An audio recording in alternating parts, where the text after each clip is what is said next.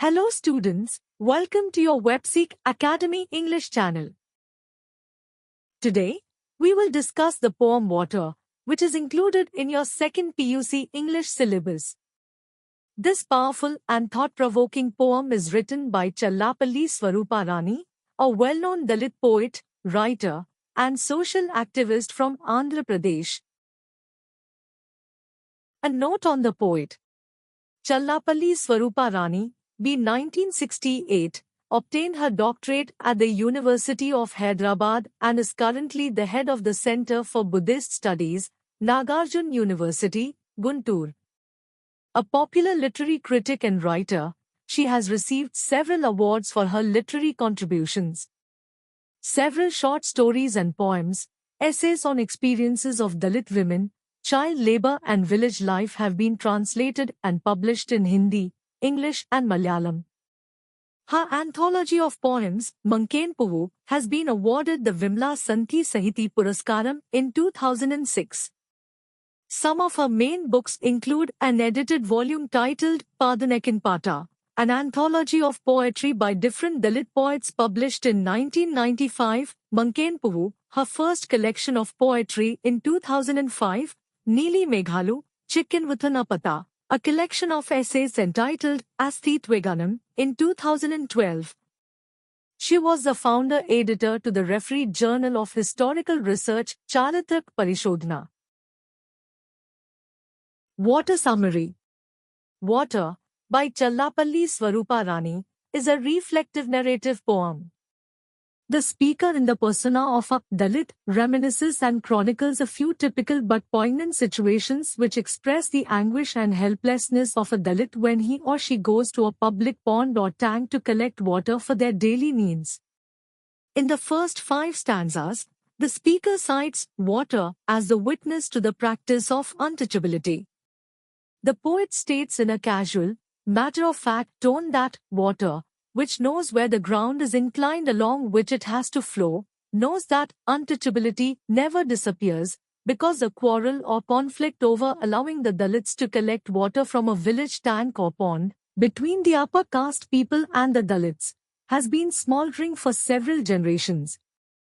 The poet draws parallels between this situation and the dampness on the well's edge which never dries up. The writer uses this analogy to let the reader know that water, being the elixir of life, every living creature needs water, but it is so cruel of the upper caste people to deny such an essential element of life to the Dalits in the name of untouchability. The speaker seems to say that this has been happening every day for several generations, and it is ironical that only water knows it. The poet is showing an accusing finger at all those people who deny access to the Dalits to water in public places. The poet seems to ask the reader, "Don't you know this?" The idea is reiterated citing another instance of untouchability. The poet cites a biblical incident in which Jesus, the Jew, goes to a Samaria woman in a town called Sychar and asks the woman for a drink. The Samaria woman belongs to an inferior race and Jesus, the Jew, belongs to a superior race. Here the speaker seems to say that water is essential to all, be it a Samaria woman or Jesus the Jew. Similarly, water is essential for both the upper caste people and the untouchables. The same idea is reiterated in the next 2 lines. Even among the untouchables, there were subcastes. Leather refers to cobblers and the spool refers to weavers. The speaker means to say that whether one is a cobbler or a weaver, both of them need water. This fact is known to water, but why are people so cruel to give access to water to one and deny access to the other? Here, the other refers to the untouchables. A Panchama does not have the right to draw water from a public well because he is untouchable. It is cruel and unfortunate that he is made to wait near the well until a Shudra arrives. Here again, it is ironical that the Panchama, who does not belong to Varna, has to wait for a Shudra who is supposed to belong to the 4th rank in the social hierarchy. A Shudra, according to the Varna scheme, is unskilled labor and he does all the physical tasks as directed by the other upper caste people. Naturally, only when a Shudra comes to a pond to fetch water for an upper caste person can he give some water to the Panchama. It also means that the other upper caste people who normally do not fetch water from a well will not be able to give water to a Panchama. The speaker is once again referring to the cruelty of the Varna system and the practices associated with untouchability. The speaker cites another cruel instance of untouchability. Normally, whenever a person belonging to one of the four Varnas happens to give some water to an untouchable, here it is a girl, she takes care to see that the giver and the receiver stand apart from each other and pours water from a distance, from a higher level to a lower level. On such occasion, some water is bound to fall on the receiver. Here, the receiver being a girl, water falls all over her. The speaker wants the reader to imagine the humiliation of the girl when someone throws water at her or on her. Here, the speaker is highlighting the cruel practice of untouchability. The speaker recalls a heinous incident that happened in a place called Karamchedu.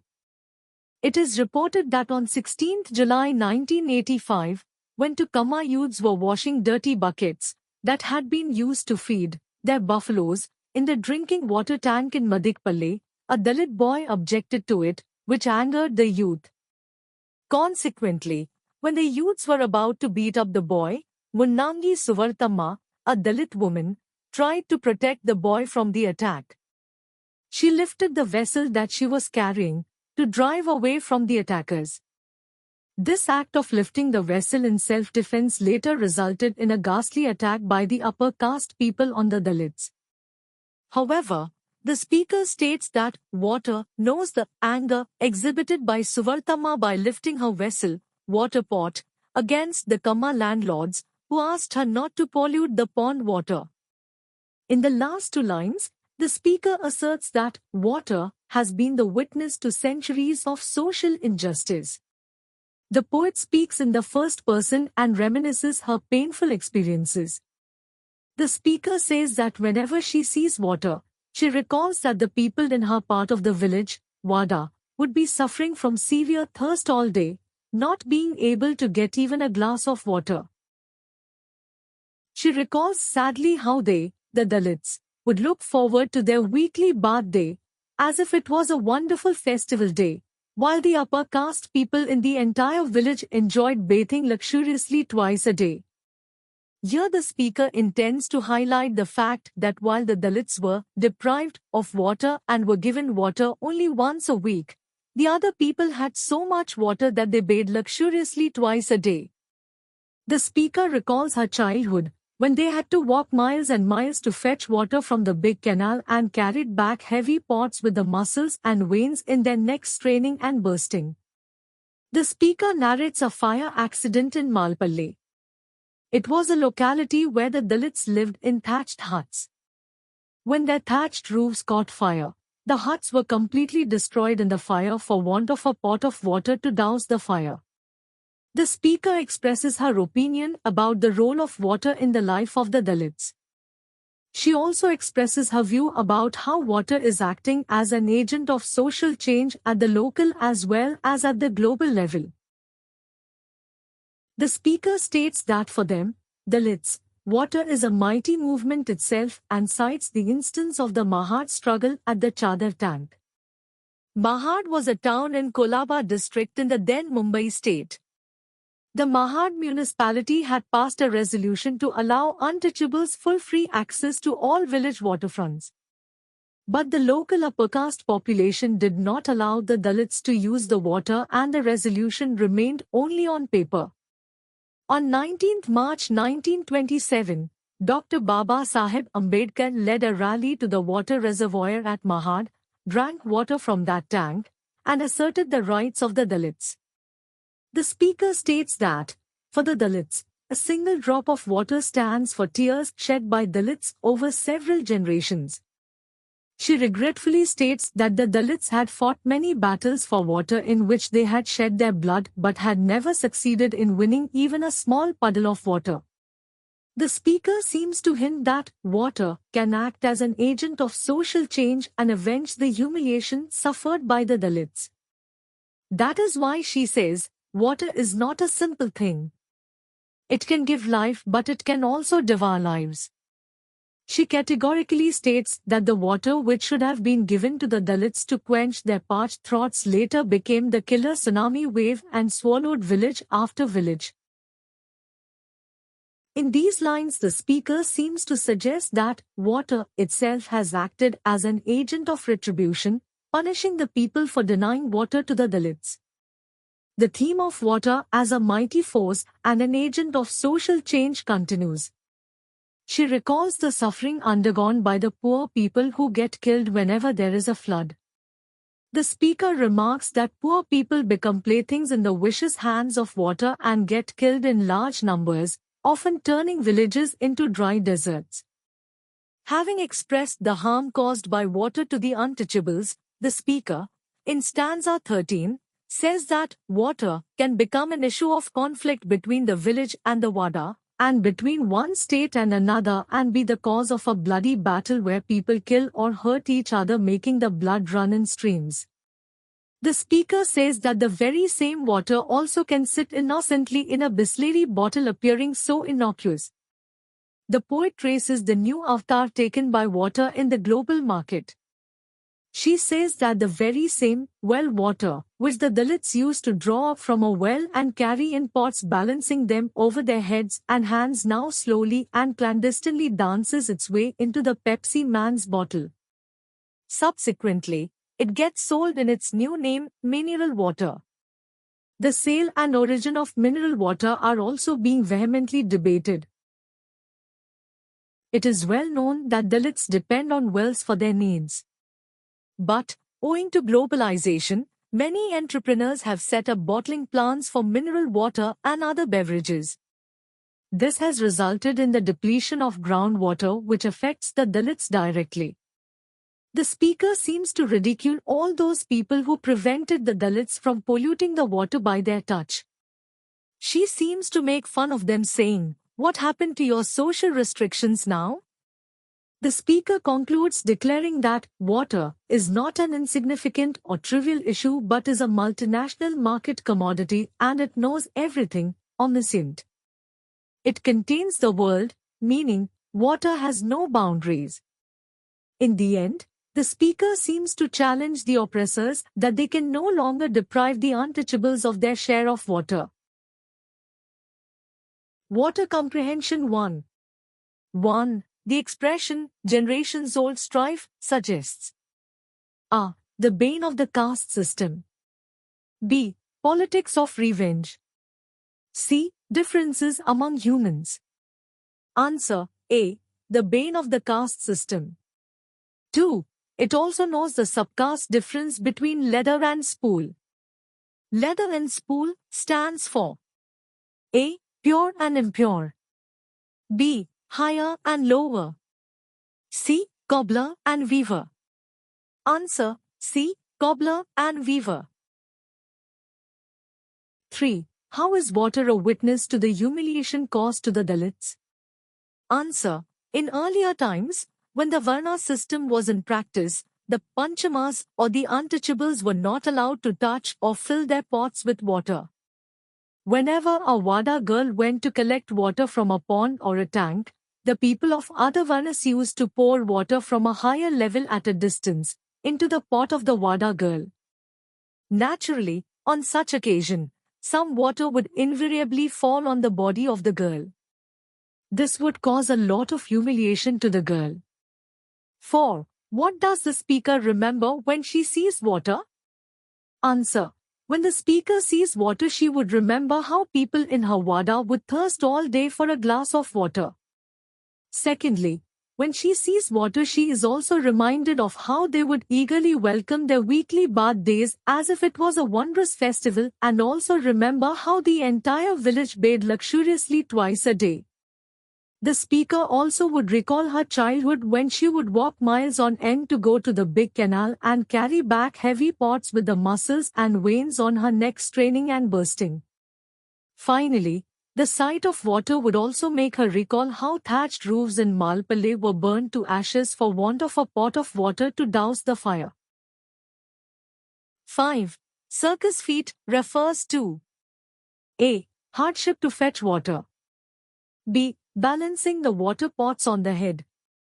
C. Efforts to secure basic needs. D. Struggle surrounding water. Answer B. Balancing the water pots on the head. 6. Water is A. A liquid called water. B. A catalyst for a movement. C. Witness to strife. D. Life giver and destroyer. E. Mean to practice untouchability. F. Profit-making commodity. Answer C, D, E, and F.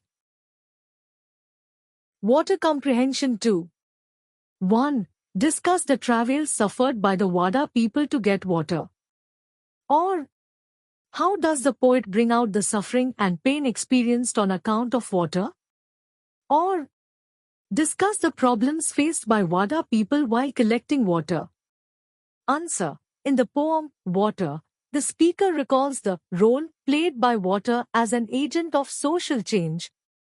Incidentally, she uses the context of the poem to highlight the travails and tribulations suffered by the people in Vadas, with particular reference to the practice of untouchability in Andhra Pradesh in the pre- and post-independence periods.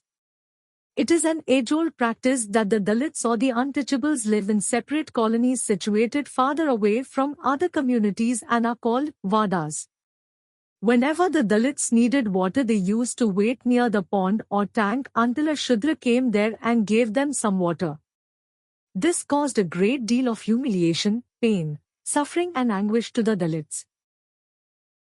The speaker describes how an upper caste person poured water from a distance at a higher level into the pot of a Wada girl at a lower level and how some water would fall on her body, making her feel humiliated. The writer also narrates a heinous incident that happened in Madikpalle in Karamchedu. It so happened that a Dalit boy tried to prevent two upper castes, Kamma, youths from washing their dirty buckets in their drinking water pond.